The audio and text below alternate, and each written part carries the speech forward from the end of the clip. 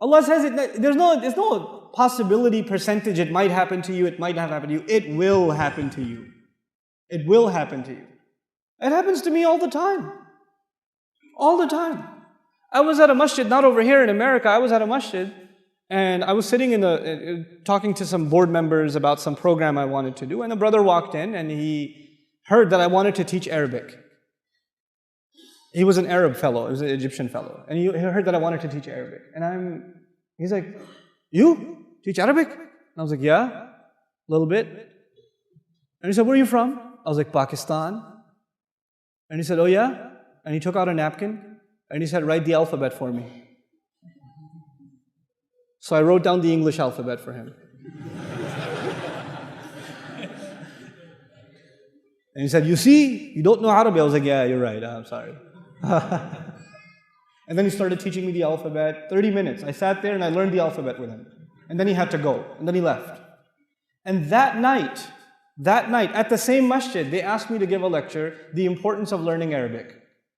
If you go on YouTube and you search how to learn Arabic and why learn Arabic, why study Arabic, that lecture was at that masjid. And that guy was in the first row, smiling at me the whole time.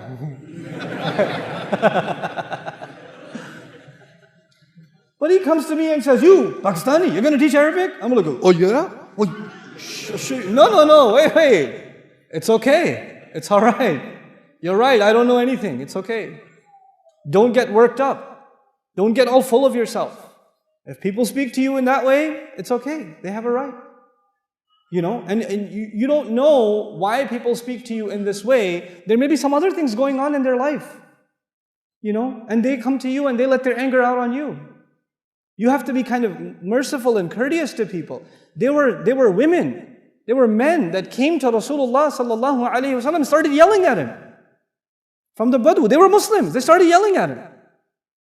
And you know, the Prophet sallallahu alaihi wasallam didn't get upset, he just calmed them down. The Sahaba would have killed them. He said, "No, relax, let him, just peace." You know, this is a sunnah of the Prophet sallallahu alaihi wasallam. When people say things that make you angry, you just gotta calm down. And by the way, guys, men over here, your wife will say a lot of things that make you angry, boy. Oh, ho, ho, ho, ho, ho, ho. And when you hear that, you don't say that she's jahil, but you do say salam. Just be quiet. Don't talk back.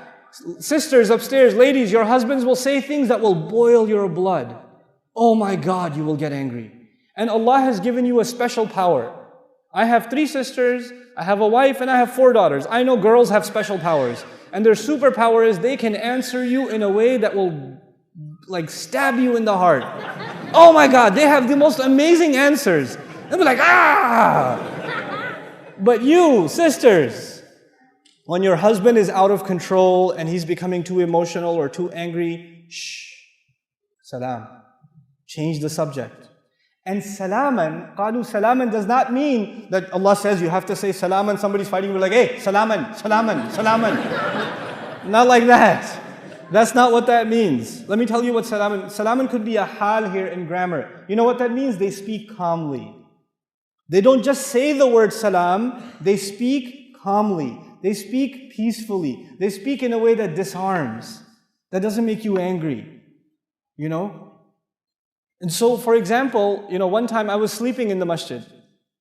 I was in the i'tikaf and I was sleeping in the masjid.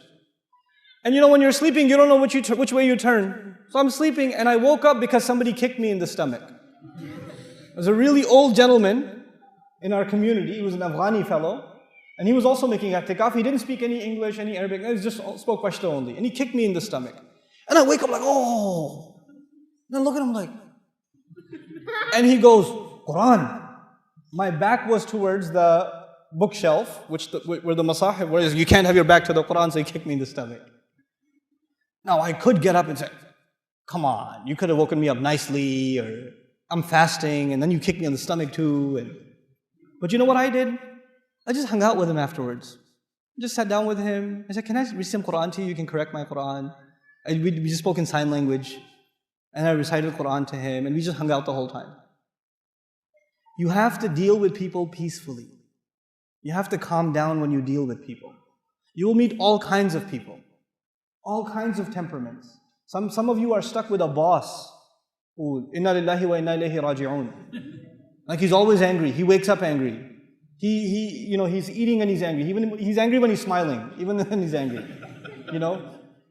You have that kind of a boss. But you know what? You have to learn to deal with it peacefully. Peacefully. You have employees. Some of you are teachers. You have students that make you angry. You got to calm down. You can't get angry in the classroom. Rasulullah sallallahu alayhi wasallam we were told, Inni bu'ithtu mu'alliman. He says, I was sent as a teacher. He's sent as a teacher. He never got angry at people. Never. His servant is telling us that he lived with him, and he never told him, why did you do this? Why didn't you do this? The entire time. SubhanAllah. And that's your slave. That's not even your employee. That's your slave. He never said this to them.